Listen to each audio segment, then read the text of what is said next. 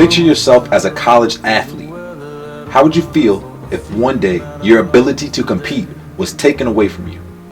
The long hours of weightlifting, countless laps sprinting around the track, and endless time spent hitting a curveball into a net, all suddenly gone, faster than the smoke coming out of a starter's pistol.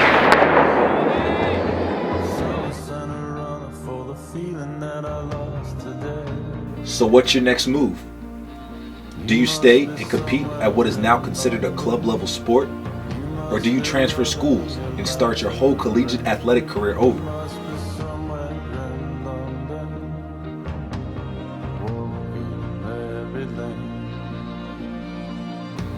On the other hand, what if you had the unexpected opportunity to play the sport you spent years training for on a college level?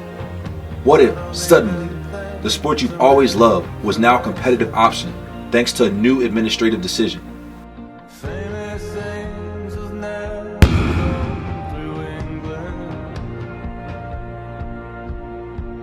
These scenarios only scratch the surface of Title IX's far-reaching effects. By now, you're probably wondering, what is Title IX? Students from Temple University and the University of Delaware help separate the myth from the truth within the mystery of Title IX. Yeah, Title IX is equality for women's and men's sports in college, high school, everything. I don't know what Title IX is. It's surprising how many students have never heard of Title IX, but back in the 70s, it was much more well known. Created in 1972 and later signed by President Nixon, Title IX is a federal law prohibiting gender discrimination in schools in both academics and athletics. Title IX specifically states, no person in the U.S. shall, on the basis of sex, be excluded from participation in or denied the benefits of or be subjected to discrimination under any educational program or activity receiving federal aid. Title IX was meaningful to me on a personal level because of my daughter. My daughter was a really good athlete when she was small. And in order for her to play sports, she had to play sports as a child, as a 9, 10, 11-year-old. She had to play on boys' teams. She had to play Little League Baseball because there were no softball teams. She had to play boys' soccer because there were no girls' soccer teams. So I think Title IX has changed all that so that my grandchildren now are able to play girls' soccer, play girls' softball, play girls' lacrosse, because there are more and more teams for young ladies and girls. But there weren't back in the 70s and early 80s. Come on, Tammy Maida, our new quarterback. With the female football player? We don't want women to live in Minville. We raise our daughters to be ladies. Wait a minute. You know, you're amazing. You really are. My daughter wants to play a game. If the law gives her the right, and God gave her the ability, who are you to say that she can't? You don't understand No, what we're you're trying to say to you. We're trying to talk. Obviously. Never mind. Never mind.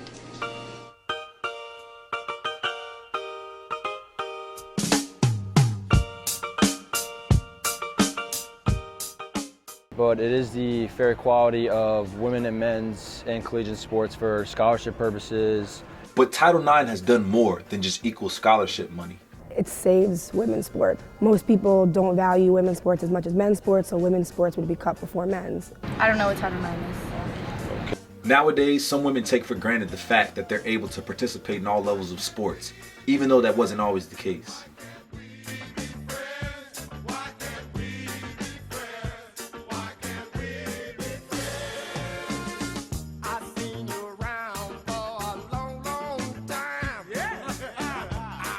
I would say probably 40 years of experience with Title IX. I was a coach when Title IX was first passed, and I ended up coaching women's sports, and I saw women's swimming, and I saw what it did for us as far as providing opportunities for women. So from a coaching standpoint, I've been involved, and as an athletic director, the administrative decisions that we make, we always have to take into account Title IX. But as an administrator, we realized that we were deficient in opportunities for women. Athletic directors from all over acknowledge the changes that Title IX has brought to collegiate sports.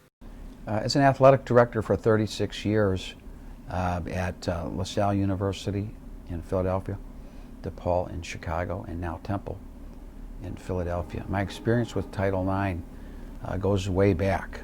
and it really goes to the beginnings of Title IX and the Office of Civil Rights, and how the arm of the law came into trying to help universities be compliant with equity in athletics. Some schools are doing the right thing without the legal arm of Title IX, but others have been forced to comply.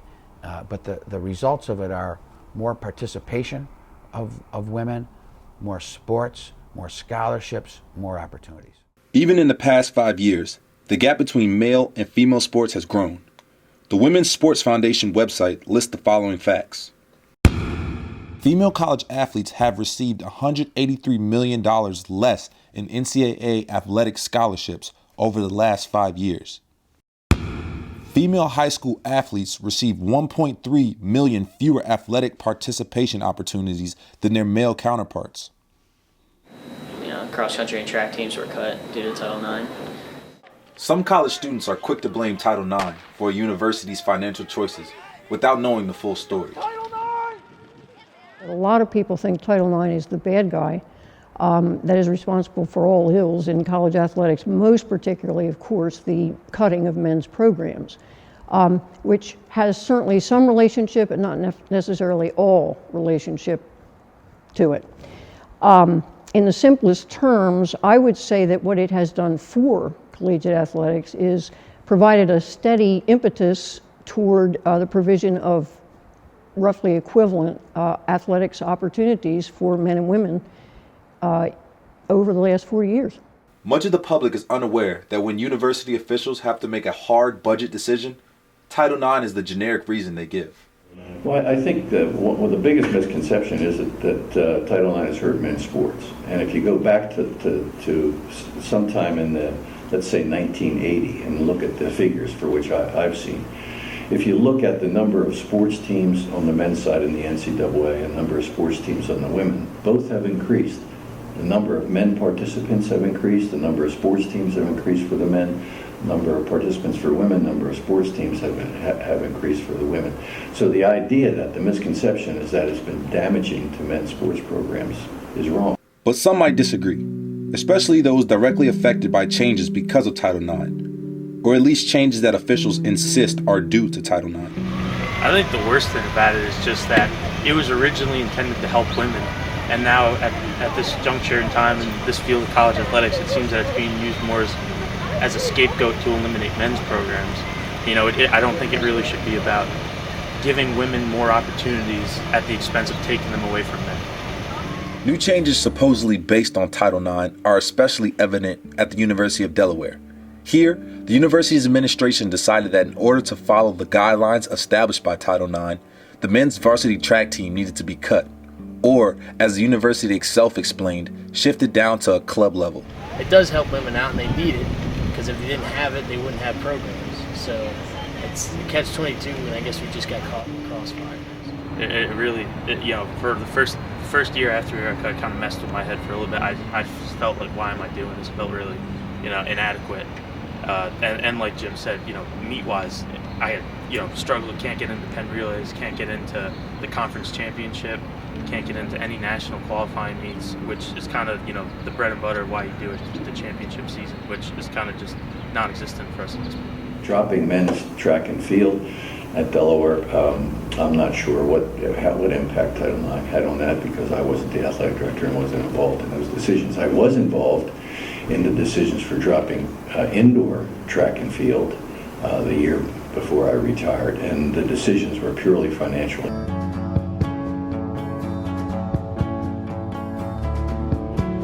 I don't regret my decision at all, because I still am under my athletic scholarship here. They didn't take that away. That's an NCAA rule. And I met a lot of good people here, and a lot of my good friends are here. I still get to compete. I still have a coach that, cares about me. But at the same time, if I think back to when I was in high school, if I knew that they were being cut before I came into Delaware, I probably wouldn't have came to Delaware. But having experienced freshman year and going to one conference championship, qualifying for Penn Relays as a freshman, I don't really regret it at all. I would say to somebody who said that women's sports are not as important as men's, that they're probably right, Not that I don't think women's sports are as important, I obviously do, but obviously a majority of the country doesn't follow like women's track and women's lacrosse. The fact is, women's sports can be just as successful in terms of actual and financial victories as men's sports. 8 in 10 voters, or 82%, support Title IX with agreement across all political parties and among voters with and without children. Title IX has given me the opportunity to go to college, to get a great education here at Delaware. If it wasn't for my sport of softball, I wouldn't have the opportunity to come down here and go to school because I've gotten a full scholarship. For someone that says that women's sports aren't as important as men's, I would ask them if they've ever watched a women's sport, if they've ever seen the commitment and determination that we all have while playing, if they've woken up at 5:30 and watched us practice and do the same exact thing that men do every day on the field. For an example, just look to the recent success of women's basketball at the University of Delaware. I'd say the most popular sport on campus is actually women's basketball because of Elena Deladon. Girls basketball. I want to say women's basketball is most important, but most popular.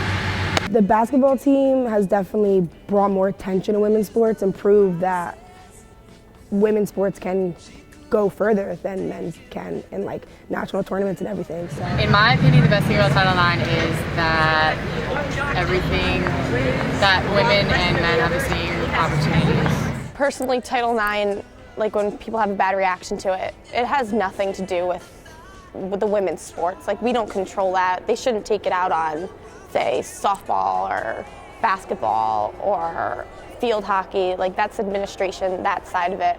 So. And it's just a fairness issue, you know. You can't have so many men playing and give no other women opportunity. It should be equal. Too often, however, girls are assumed to be less athletic than men or not as interested in sports. Hi, girls. I heard the bad news. Bad? It's a disaster. Now college scouts, they won't even get to see us play. Yeah. I know. If there's anything I can do, you just say the word. As a matter of fact, there is. We want to try out for the boys' team.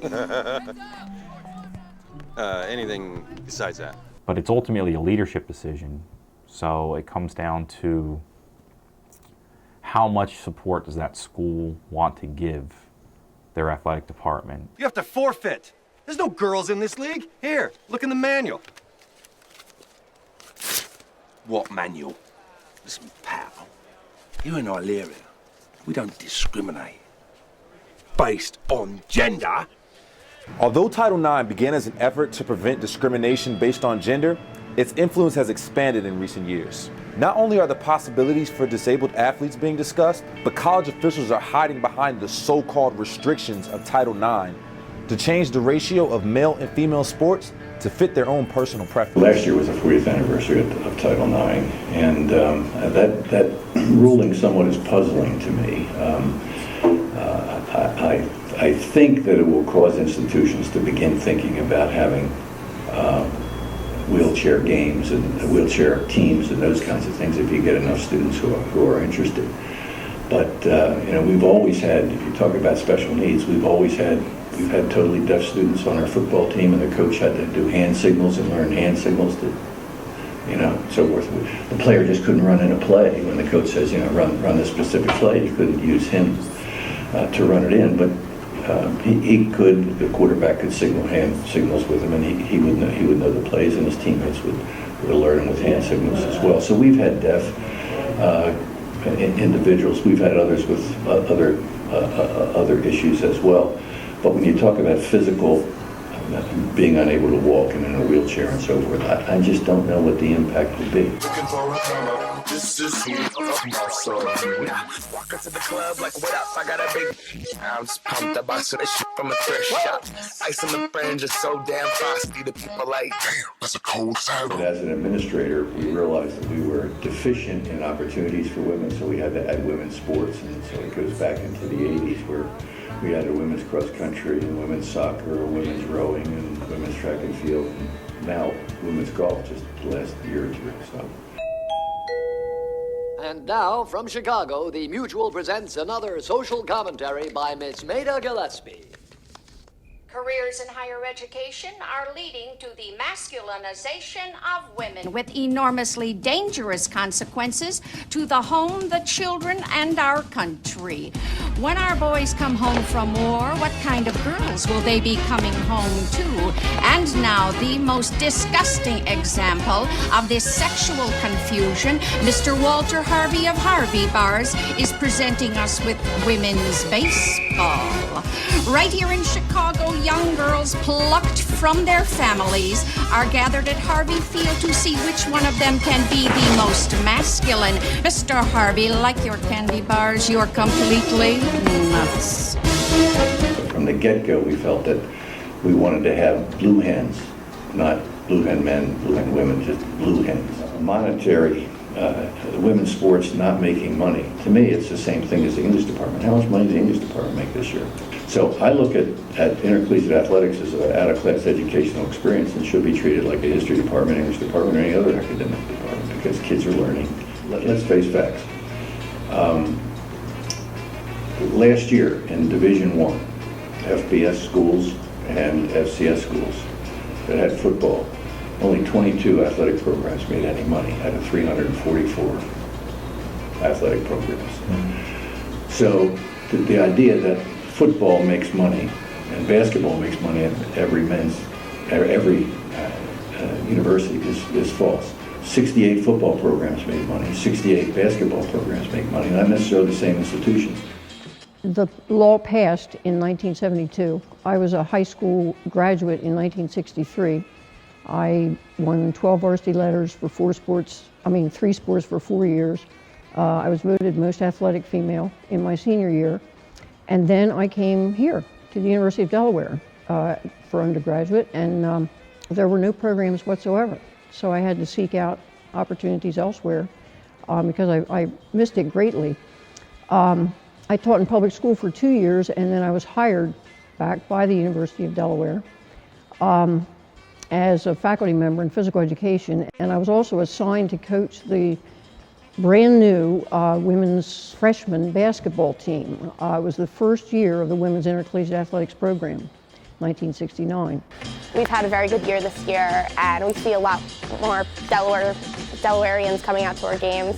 I know we have 4 older gentlemen that always come to the games. They've been giving us bubble gum and candy, so it's really helped. In my opinion, Title IX has really helped, especially help track athletes, because track's kind of a less important sport at a lot of colleges. A big driver in a lot of budgets is scholarship dollars, so it can definitely impact things. Maryland and Delaware definitely, I would say, football-driven schools, although Maryland brings in a lot of basketball revenue as well. And recently you've seen one of the contributing factors to the decision, I guess, potentially could be blamed on Title IX. I think there's other issues driving it as well. There's a misperception out there that there's all this money rolling around out there in college athletics, and the reality is there's only 5 or 6 universities that actually give money back to the institutions that truly operate at a break even. It really comes down to the leadership of the school and the leadership of the department, and then is that something they want to fund, or is that something they feel they can afford to fund? It's not a simple decision. There's a lot that goes into that decision lens or that matrix. Funding's a component, what your school thinks you can be competitive in, and then ultimately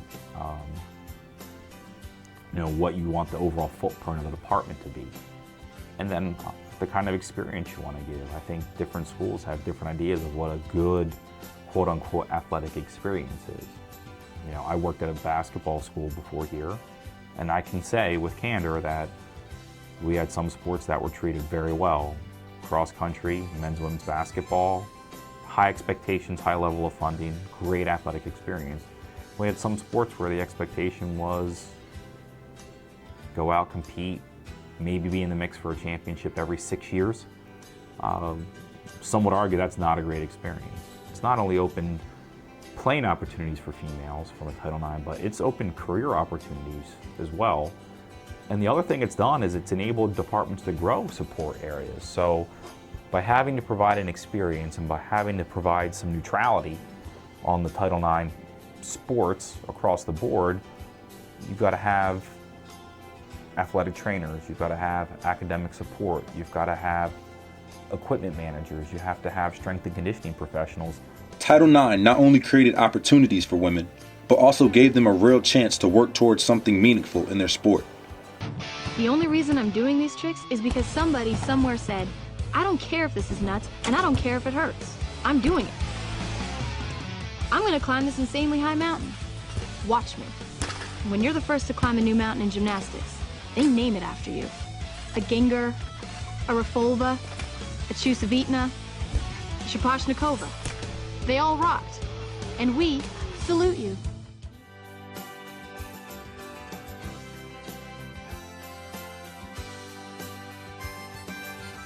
When teams are cut, those most affected by the decision tend to seek out the person or people responsible.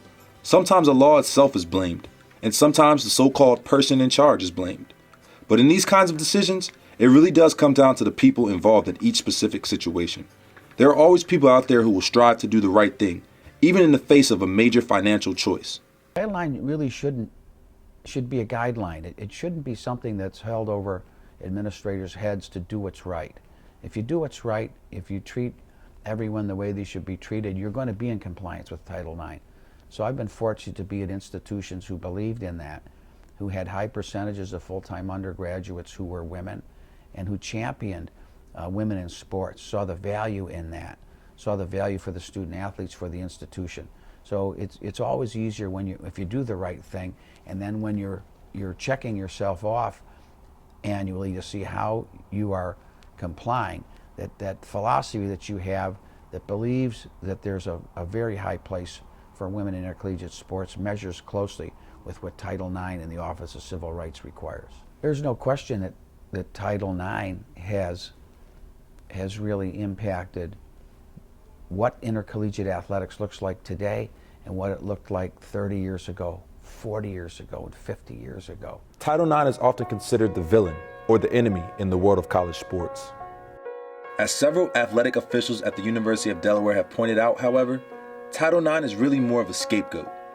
Administrators use Title IX as an excuse to cut men's teams when the real reason for the elimination of these teams is, in fact, financially based. Even now, in the year 2013, Title IX continues to